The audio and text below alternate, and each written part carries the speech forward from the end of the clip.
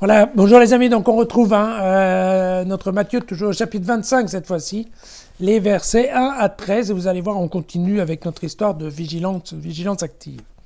Alors il en sera du royaume des cieux comme de 10 jeunes filles qui prirent leurs lampes et sortirent à la rencontre de l'époux.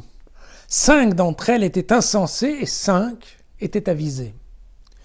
En prenant leurs lampes, les filles insensées n'avaient pas emporté d'huile, alors que les filles avisées, elles, avaient pris avec leurs lampes de l'huile dans des fioles. Comme l'époux tardait, elles s'assoupirent toutes et s'endormirent, et au milieu de la nuit, un cri retentit « Voici l'époux, sortez à sa rencontre !»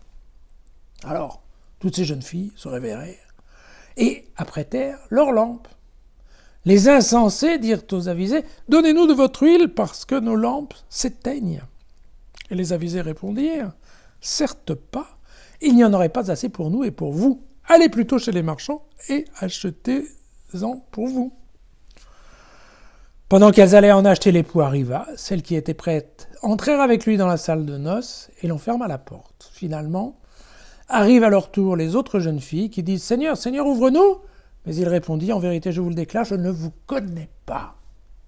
Veillez donc, car vous ne savez ni le jour, ni l'heure. » Voilà, intéressante.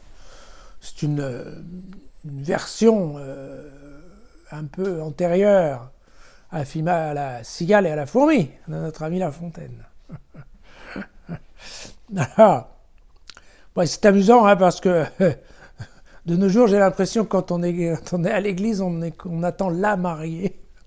Vous voyez qu'à l'époque, c'était les filles qui attendaient le marié. Alors de quoi s'agit-il ? Eh bien, il s'agit en fait du rôle des demoiselles d'honneur à l'époque, qui en effet attendaient que le mari rentre dans la maison pour l'accompagner et le préparer en fait pour la fête du mariage nocturne.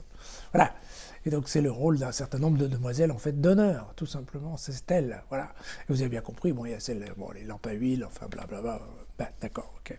Et donc, si on revient effectivement à notre notion de vigilance, vous voyez que c'est ça, la vigilance active en fait, c'est se préparer à attendre. C'est vrai, on est dans une société où on ne sait plus attendre. Ça, vous en êtes rendu compte aussi bien que moi. Quand on veut quelque chose, il faut que ça soit immédiat. Et à la limite, quand on doit choisir même entre deux options, on prend souvent celle qui est immédiate. On a du mal à attendre. On ne sait pas bien attendre.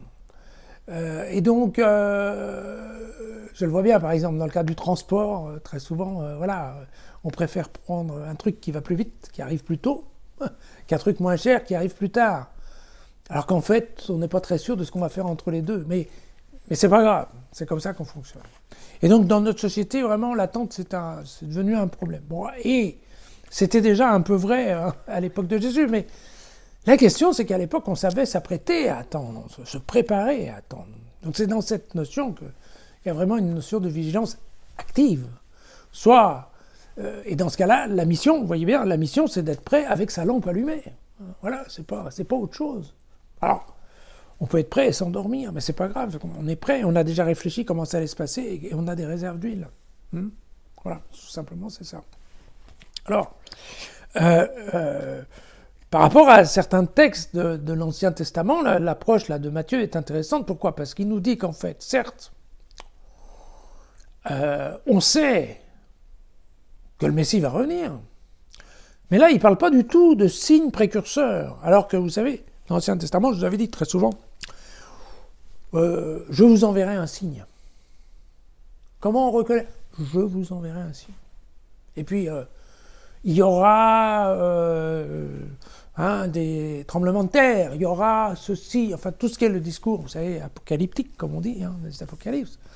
Il y a qu'en fait quand même tout un cirque et tout un truc qui fait que les gens se réveillent et on a le temps un peu de se préparer, il y a des signes avant-coureurs, voilà. Et là, non, le cri qu'on entend chez Matthieu, c'est « Oh, il est là », c'est pas « il arrive », non, c'est « il est là ». D'accord. Donc ça change un petit peu la donne. Et c'est bien ce qu'essaye de faire passer Matthieu. À dire à ses amis juifs, attention, on vous a dit il y aura un certain temps, il y aura des signes précurseurs, il y aura des informations antécédentes. Moi je vous dis, il n'y aura rien du tout. Il y aura un cri, il est là. Et là, vous serez prêt avec vos réserves, vous ne serez pas. D'accord? Donc c'est en fait à quoi sert ce petit passage. Hein. La communauté de Matthieu, il faut non seulement, voilà, très clairement, il faut bien qu'elle comprenne que le Messie va arriver. Il faut qu'elle se prépare à l'arrivée du Messie. D'accord? Mais il faut qu'elle comprenne qu'elle ne sait pas l'heure. D'accord? Et que donc, s'il y a du retard, il ne faut pas que ce retard soit un problème. Il faut arriver à ce qu'elle intègre la question du retard. Il faut que ça rentre dans les plans. Parce que sinon, tout le monde va se retrouver... voilà. Et on le reverra encore une fois, mais cette notion de retard, je vous avais dit, où transforme éventuellement, donne un mauvais serviteur, ou instille le doute. D'accord? Voilà. Là, Matthieu il dit, non, attendez, c'est pas parce que le Christ n'est pas là qu'il faut que vous doutiez qu'il va venir. D'accord? Parce que là, les filles, elles se sont endormies, mais elles étaient prêtes à démarrer. Elles n'ont pas fait des plans sur la planète. Ben non, il ne va pas venir. C'est loupé, ça tombe à l'eau. Ah non, c'est pas ça. D'accord? Donc, vous voyez que le message, il est quand même très intentionné pour les amis de Matthieu. Et sachant que, par contre, vous voyez, c'est aussi dans ce passage-là, il viendra, mais attention, parce qu'après, il ferme la porte. Donc, il y a une petite fenêtre de tir qu'il ne faut pas louper. Parce que si on n'est pas là quand le Messie y passe, une fois qu'il est parti, c'est loupé. C'est loupé et il vous dira « je ne vous connais pas ». D'accord?